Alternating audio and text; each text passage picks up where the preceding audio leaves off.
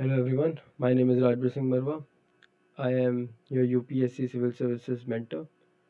I will give a brief introduction about myself. I have done BTech in Electronics and Instrumentation from BITS Pilani. Then I started my UPSC Civil Services journey in which I have written 3 mains including this year's mains. Also I recently cracked EPFO Enforcement Officer examination which was conducted by UPSC with All India rank 132.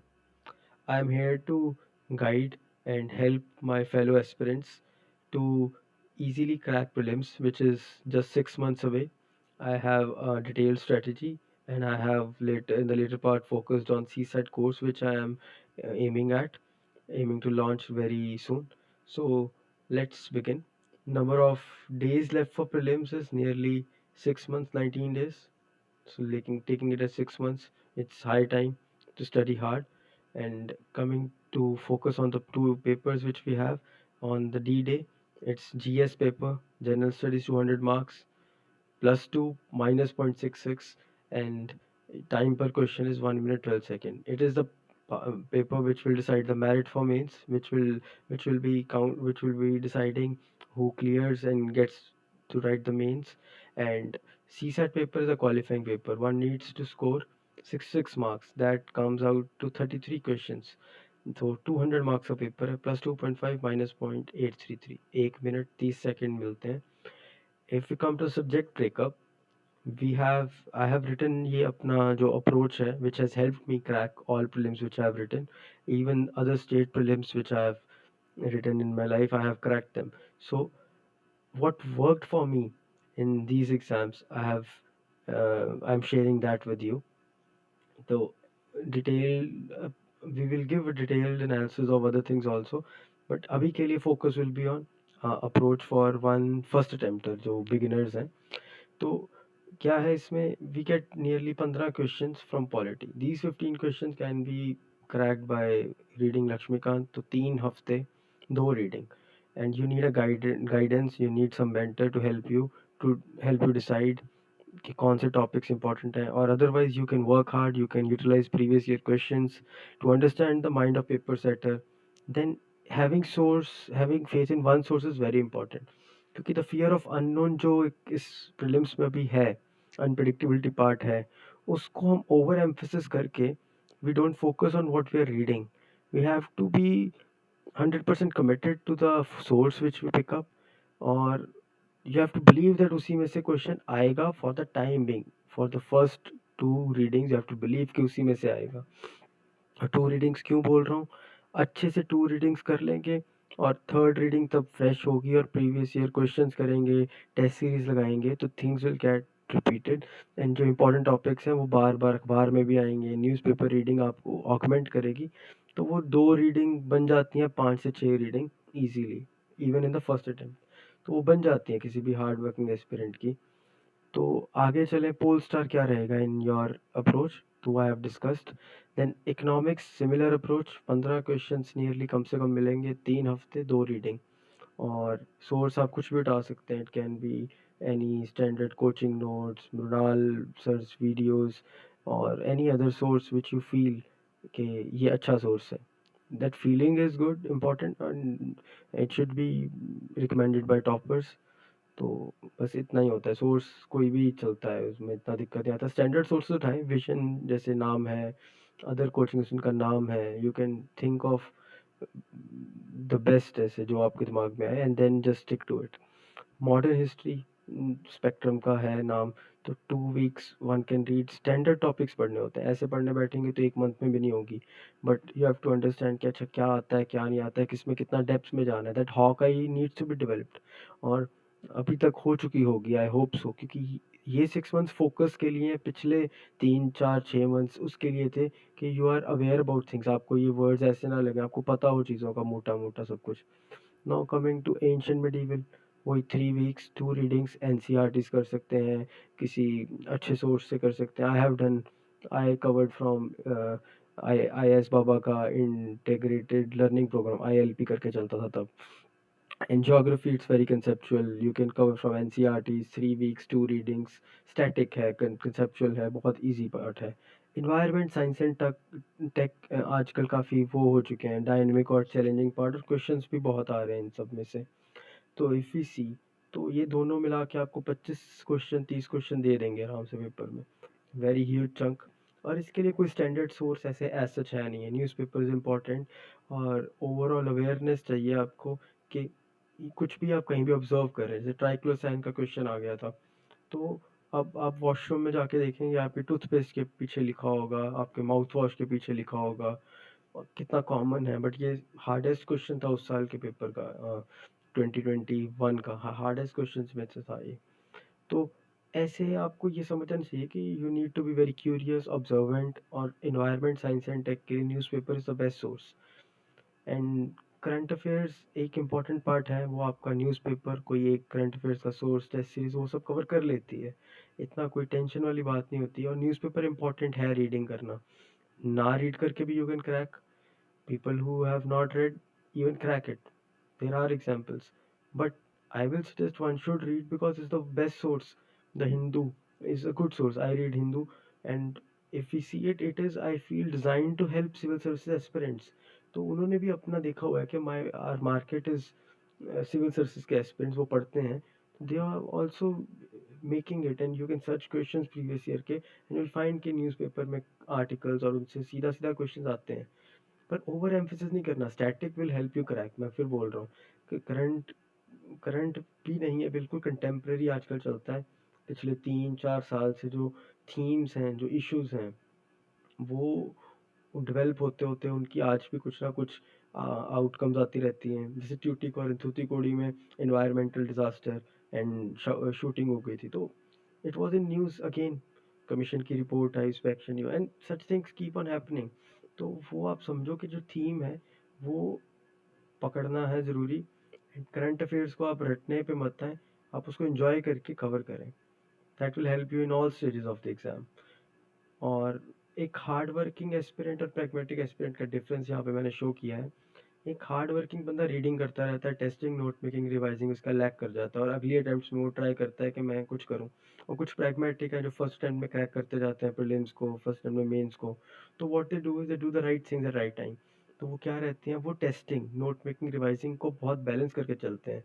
वो reading पे सारा time नहीं देते। अगर आप 60 घंटे पढ़ रहे हैं हफ्ते में, आप 30 घंटे से ज़्यादा रीडिंग मत करें उसमें, आप बाकी चीज़ों पर फोकस करें। अगर आप बिल्कुल नए हैं तो you can read for first 1 month, awareness बढ़ाने के लिए, बिल्कुल रॉ है अगर। बट अगर आपने पढ़ा है अपने कॉलेज में फाइनल ईयर में पहले कभी, और then there is no need, if you come from arts background, then you be pragmatic, don't be मतलब मेरे को ये बुरा लगता है कि जो थोड़े आर्ट्स बैकग्राउंड से बच्चे आते हैं, they are hard workers, but engineering students are cracking it with bit ease। कोई बैकग्राउंड नहीं होता, but what is they become pragmatic, they understand return on investment. ये आपको शायद मेरी कुछ बायस ओपिनियन लगे, but I have observe this in general, and I feel कि every hard working aspirant should crack pragmatism. ठीक है, बट अब we can become pragmatic, what's wrong with it? Hard work plus pragmatism will help us crack easily। So हम अपनी approach को change कर सकते हैं। और अगर हम चलें उसके अलावा, 4 चीज़ें मैं बात करनी चाहूँगा। तो फ़ियर ऑफ़ अननोन, वो हम उस पे हम ज़्यादा फोकस ना करें कि कुछ भी कहीं से आ सकता है। We should think of that we have a relative competition, it's not absolute test. We have to just outsmart, we have to beat our competition, and which can easily be done by being bit bit aware, bit observant, bit more curious than others, and bit more honest with your preparation than the others। इतना ही है, bit more. ये भी नहीं है कि आप 7 के 7 दिन अखबार पढ़ रहे हैं, 2 दिन छूट रही है, कोई गिल्ट नहीं आना चाहिए। 5 दिन मोर देन इनफ है। बट अगर आपको 2 दिन का गिल्ट आ रहा है तो आप 7 के 7 दिन पढ़ें। और अगर आप बिना अखबार पढ़े भी आपको गिल्ट, कोई गिल्ट नहीं आ रहा, आपको लग रहा है आपकी प्रेपरेशन सही है, you are getting good marks in test, mock आप सही दे रहे हैं, then it's working for you, it's fine, कोई दिक्कत नहीं होती। But you need to know कि एंड प्रोडक्ट क्या है, कि आपको वो स्कीम जो पेपर में आ रही है वो आपको पता लग रही है, तो कहीं से भी लग रही है वो नहीं फ़र्क पड़ रहा, वो आप एंड सेम बन रहे हो। और वही नैरेटिव है कि all have a different strategy, ये सही नहीं है बात, ये पार्शियल है, मिसलीडिंग बात है, इससे आप रैंडमनेस में चले जाते हैं। But all have a different strategy, but they are all becoming same at the end, same end product is the result. So ये आपको समझना ज़रूरी है। और यही परसेप्शन जो एक्सेल की जाती है ऑल कैन क्रैक, ये भी मिसलीडिंग है। All can crack when they have that level playing field. We all are different. We don't have similar aptitude, similar attitudinal approach नहीं है, similar environment नहीं है। उस सबको भी we have to make nearly similar। उसको similar करने के लिए क्या करना पड़ता है? Hard work। उसको similar करने के लिए क्या करना पड़ता है? Smart work। How you do that वो important है। Then only all can crack। If we have example of Tina Dabi, Ria Dabi, who are doing great, who have cracked in first attempt, but they have a different aptitude, attitude, environmental approach. It's not a level playing field out there. We need to understand this. All can crack, but when these all are taken care of, that's important. Half statement के चलते गलत actions पे नहीं आ जाना, क्योंकि this will take 3 to 4 years of life. It's war, it's modern warfare. तो ये आपको समझना पड़ेगा। So much is going into this process. और इसके लिए अप्रोच प्रॉपर होनी चाहिए, गाइडेंस होनी चाहिए, रीडिंग, टेस्टिंग, लॉजिकल गेसिंग, हर चीज़ का रोल है। You cannot focus on one, over emphasis on other, leave other. You have to just equally think on all aspects. और सी सेट की इम्पोर्टेंस पे आए, या उससे पहले हम अपना एक जो गोल्डन फॉर्मूला फॉर सक्सेस है वो डिस्कस करके we will discuss importance of C SAT. और उसमें पेरेटो प्रिंसिपल आ जाता है, which is prioritizing important topics. 80% of the outcome 20% चीज़ों से डिटरमिन हो जाती है, तो वो 20% को पहले पकड़ा जाना चाहिए। And then golden mean is the golden rule. Golden mean क्या है? You have to be above average in all, you need not leave anything. कोई टॉपर कहता है मैंने ये नहीं पढ़ा वो नहीं पढ़ा, I feel it's not wise. हर चीज़ पढ़ के जानी है, हर चीज़ करनी है जो आपके साथ वाले कर रहे हैं। You have to complete the syllabus, you have to ensure that you know everything above average. बाकी लोगों से हल्का ज़्यादा आना चाहिए, और बस उतना ही एम है और निकलेगा पेपर। और अभी सी सेट पे आए तो why it is becoming important, because many people who are cracking G S are unable to crack C SAT. It is very very very painful. मेरे कुछ अपने दोस्त हैं, और बुरी और बेवकूफ़ी वाली बात लगती है। I will use this word बेवकूफ़ी, बिकॉज रिपीटेडली 2 बार सी सेट में फेल होना एंड क्रैकिंग जी एस दोनों बार, इट्स हॉरिबल। ये सिन है, इट्स सिन। तो इस चीज़ पे फोकस करना बहुत ज़रूरी है कि सी सेट क्यों इम्पोर्टेंट है। सी सेट पहले हम देखते हैं कि इट्स पासिंग पेपर। ऐसे ही मेंस में लैंग्वेज इज जस्ट पासिंग, ये इग्नोर हो जाती हैं चीज़ें। And the paper setter knows this. आप इसको ऐसे माइंड गेम की तरह सोचिए प्रीलिम्स को। It's a psychological test, it's a elimination test, and they know it. They are there to see the data, to analyze things, and then logically make the paper to eliminate more students. And these things help you. Paki, we will make prelims ke videos, and there are other videos also available on YouTube in which people who have decoded this are discussing these things. कि यार ये एक game बन चुकी है mindset के साथ खेलने वाली, क्योंकि अनप्रडिक्टेबिलिटी है। तो हम उसका सी सेट में अगर देखें, सी सेट क्या हो रहा है? डिफ़िकल्ट हो रहा है। सी सेट भी एलिमिनेशन का पार्ट बन रहा है। पहले सिर्फ जीएस से एलिमिनेट हो रहे थे लोग। सी सेट में टाइम देना क्यों ज़रूरी है? क्योंकि स्पीड और एक्यूरेसी की गेम है। अगर आप गलत कर रहे हैं क्वेश्चन, तो आप 3.33 लूज़ कर रहे हैं, जो कि बहुत बड़ा नंबर है। अगर आपके 10 क्वेश्चन ऊपर नीचे हो गए, तो आप 33 मार्क्स ऊपर नीचे हो गए, और ज़मीन आसमान का फ़र्क पड़ जाता है उतने में। तो इट्स लाइक सी सेट पे रहना इज़ द बिगेस्ट सिन। इसका दर्द ख़त्म नहीं हो सकता। I am telling you, C SAT पढ़ना ज़रूरी है। Even if you come from IIT, I believe, I come from BITS, I have cracked NTSC, and I feel कि जिस साल मैं पहले साल पढ़ के नहीं गया था, I was also shocked with the paper के यार इतना। क्योंकि पेपर के 2 घंटे बहुत मुश्किल होते हैं। इट इज़ नॉट कि आप घर पे बैठ के वो सॉल्व कर रहे हैं। Pressure makes it difficult. You need to practice, you need to practice, because speed is needed in this paper. You need to focus on all aspects. जैसे आर्ट्स वाले लोग हैं, वो इंग्लिश सिर्फ कॉम्प्रिहेंशन फोकस करते हैं। It's wrong approach. Paper setter जानता है, वो कॉम्प्रिहेंशन को उस लेवल पे लेके जाएगा कि 30 कॉम्प्रिहेंशन के क्वेश्चन आप सॉल्व ही नहीं कर सकते। And if you try to do that, it will take all of your time, it will eat all your time, and time खा जाने वाले क्वेश्चंस पेपर में होते हैं। और यही जेई में भी हमने फील किया है, यही एनटीएसी, यही और जगहों पे भी कॉम्पिटिटिव एग्जाम्स में, कि वो पेपर में ऐसे क्वेश्चन ज़रूर होते हैं which are not to be attempted in paper, which are just to play with your ego. कि अच्छा ये इंपॉर्टेंट टॉपिक था, इसमें से क्वेश्चन आया, and it is so difficult that even your teacher, your mentor cannot solve it. Even Google में भी ढूंढने पे ना मिले ऐसा क्वेश्चन। तो ईगो पे नहीं लेना। ईगो पे नहीं लेना इज़ द लेसन। और ये चीज़ें हम सीखते हैं। ये एनटीएससी में मैंने सीखा, कंसिस्टेंसी हेल्प्स। आप एक बिल्कुल एवरेज, बिलो एवरेज, बिल्कुल एक जो पास नहीं कर पा रहा पेपर को, उससे आप टॉपर कैसे बनते हैं, वो कंसिस्टेंसी से बनते हैं। आप डेली टारगेट्स रख के क्वेश्चन जब करते हैं, and I cracked NTSC through that. I use to solve 2 घंटे का पेपर इन 4 घंटे, एंड दैट उसी में से I came to that stage where I got the maximum marks in country. I am among the toppers in NTSC. तो वो मैंने कैसे ट्रांजिशन किया, when I look back, it was just doing 100 questions math के रोज, mental ability पे, बस calendar पे मार्क करना रोज का रोज, वो कर्म कर दिया, and outcome was in my favour. It looks very unique to me also कि ये कैसे हुआ एंड प्रोडक्ट उसका। बट वो जब रोज रोज कर रहे थे तब नहीं फील हो रहा था, बट उसका एंड प्रोडक्ट हो जाता है। It's a domino effect. तो ये एक लर्निंग आप उठाएं। दूसरी, कॉलेज से आप सीख जाते हैं स्मार्ट वर्क। मैंने सीखा कि एक पूरा साल पढ़ के 8 CG ले रहा है, एक बच्चा हफ्ता पढ़ के 8 CG ले रहा है। तो हफ्ता पढ़ के अगर 8 CG आ सकती है, why to then just study whole year. It's not bad study whole year, but आप अगर एक्स्ट्रा करिकुलर्स और चीज़ें कर पा रहे हैं उसमें कुछ प्रोडक्टिव, देन वाई। तो स्मार्ट वर्क से भी आप बहुत कुछ सीख पाते हैं। आप उससे ईगो आपकी कम हो जाती है। आपने सारा साल नहीं पढ़ा तो पेपर में I have to just get those low hanging fruits. I have to leave something. You understand return on investment. That 1 week is very crucial. What to study. You understand how to prioritize things. तो आप ये चीज़ें सीख जाते हैं। जुगाड़ भी आना ज़रूरी है। और इस सब के अलावा गोल्डन मीन आपको डिस्कस किया मैंने, पेरेटो प्रिंसिपल डिस्कस किया है। इन चीज़ों को अगर आप लगाएंगे, प्रीवियस ईयर्स क्वेश्चन स्टडी करेंगे, it becomes easy, very easy to clear prelims. I can vouch for it. I have cracked it thrice. I have done this years mains. और ये बातें मैं आपको बता रहा हूँ, ये ईजी है। आई एम टेलिंग यू, सबसे जो मुश्किल लग रहा है लोगों को वो मेरे को ईजी लगता है। और मेंस भी होपफुली जब क्रैक हो जाएगा वो भी मेरे को ईजी लगेगा। And thing is, there is a course, there is a plan for you all. Who all are interested can become part of it, because practice ज़रूरी है। और प्रैक्टिस इस बहाने हो सकती है, काफ़ी मोनोटनस हो जाती है स्टडी, कोई स्टडी ग्रुप नहीं बन पाता होता, बंदा अकेले प्रेपरेशन करता रहता है, बिल्कुल आइसोलेटेड सेक्लूडेड सा हो जाता है।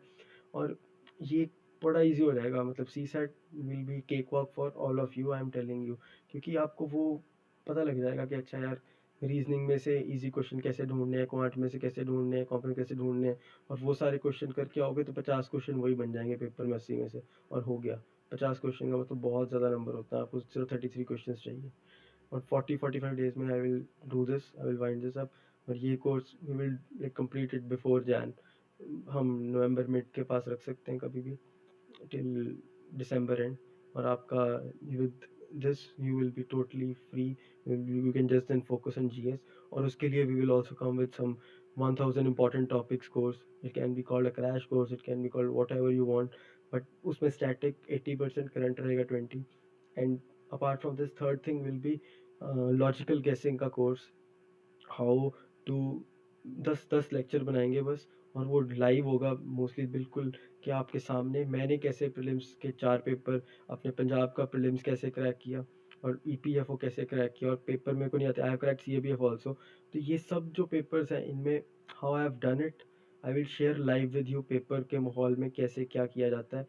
And then I will ask you to do it live, कि आप लोग इसको क्या करते हो। That will be like betting on you. और आप लोग पूरा पेपर सॉल्व करेंगे and I will mark the answers and will check it. और इससे आपको समझ आएगा कि लॉजिकल कैसे, being aware, being alert, reading, understanding the paper setter's mind, understanding how options are adjusted, how they are using our greed है हम में, जिसको हम मार्शमेलो एक्सपेरिमेंट समझ लेते हैं। Video is getting longer, I will just, लेकिन एक बता देता हूँ, ये शेयर कर लेता हूँ कि there is this thing that we all want instant gratification. तो ऑप्शंस में भी वी डोंट रीड 4 के 4 options, we tend to go with first second ही जो नियर टू इट लगता है, but we need to find the best suited, we need to read all 4। ये जो चीज़ें हैं, जो ह्यूमन नेचर की बाइसेस हैं, they play with them, and we just need to beat them, we need to bit different, and that will help. And just this is all I have to share with you all. And best of luck to you all. Keep preparing, keep yourself focused, stay happy, eat healthy, and be with your family, friends, and just enjoy the preparation. Thank you so much.